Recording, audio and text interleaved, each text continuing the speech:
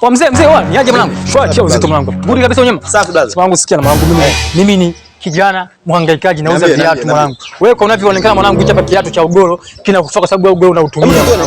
Mwanangu viatu ni vizuri sana hivi. Vimenyoka bala. Ila mimi nilikuwa sitaki kama hivi. Yaani kwa nahitaji kama hivi. Ila hapa viwe na kamba hapa mbele. Yani hivi ila viwe vina kamba. Viwe na kamba. Ila mwanangu unajua sana viatu mwanangu. Hiki kiatu nimekichukua jana chenye kamba. Ngoja nikutolee sasa nikupe mwanangu. Sikia. Nilikuwa nataka kama hivi. Viatu kama hivi.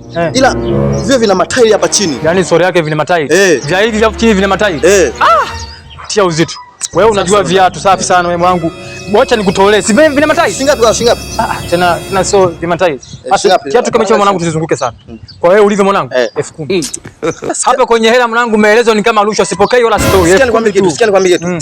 Mimi hapa sina hela. Ila nina hela kununulia simu tu. Una hela kununulia simu? Sina hela. Okay. 10,000 lakini sipo. Sina hela kununulia simu. Una hela kununulia simu. Sasa sikia, tusipoteze muda. Nipe ile 10,000 mimi hiyo hela ya mwenda kununulia simu. Mimi hiyo simu nakupa.